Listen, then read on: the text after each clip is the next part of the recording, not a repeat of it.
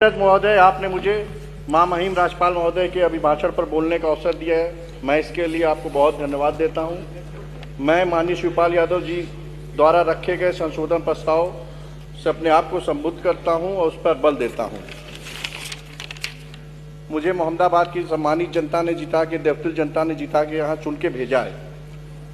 माननीय अध्यक्ष जी, मैं आपके बीच में अपने ज़िले का जो एक हालिया एक घटना हुई वो बताना चाहता हूं कि हमारे देश की सीमा की रक्षा करते हुए गाजीपुर की शहीदी और बलिदानी धरती के शहीद वीर अब्दुल हमीद जी के नाम से उनके गांव धामूपुर में एक विद्यालय था, कंपोजिट विद्यालय, जिसका पिछले दिनों नाम बदल दिया गया।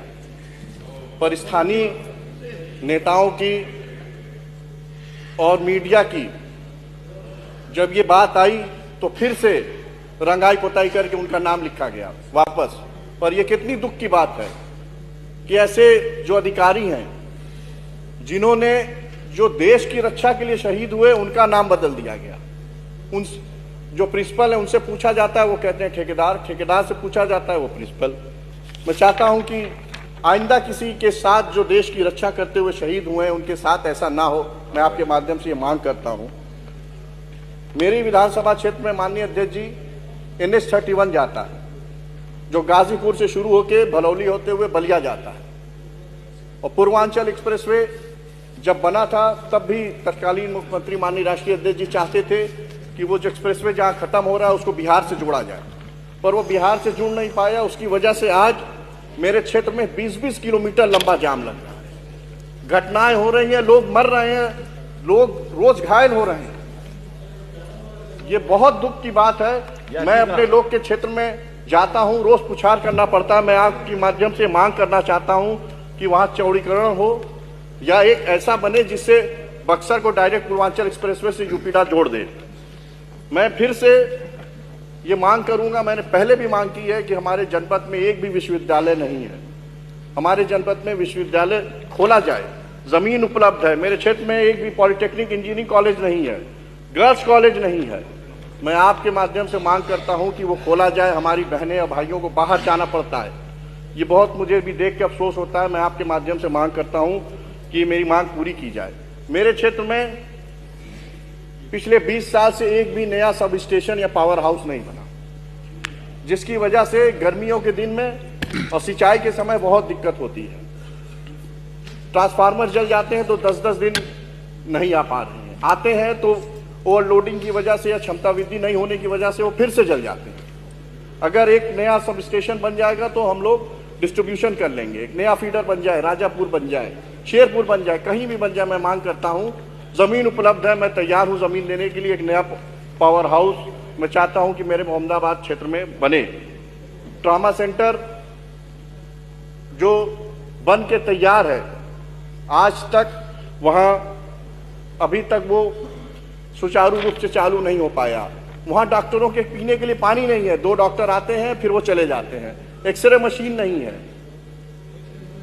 जो हमारे क्षेत्र में सबसे नियरेस्ट ट्रॉमा सेंटर अगर कोई है तो गाजीपुर है, नहीं तो PHU है।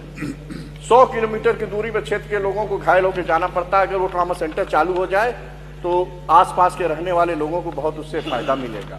मेरे यहाँ तहसील मुख्यालय पे एक मोहम्मदाबाद CHC है, वहाँ डॉक्टर की कमी है और जो डॉक्टर हैं वो 5 साल से ज्यादा समय से वहां कर रहे हैं। वो कोई मनमानी करते हैं, किसी की कोई सुनवाई नहीं है। मैं आपके माध्यम से मांग करूंगा कि वहां डॉक्टर भेजा जाए और फिर जो लोग पहले से हैं जो भ्रष्टाचार फैला रहे हैं उनको वहां से हटाया जाए। मेरे क्षेत्र में एक भी नौजवान भाइयों, मेरे नौजवान साथियों के लिए स्टेडियम नहीं है। जमीन उपलब्ध है पकवा इनार में या और भी आप जहां कहेंगे जमीन उपलब्ध हो जाएगी।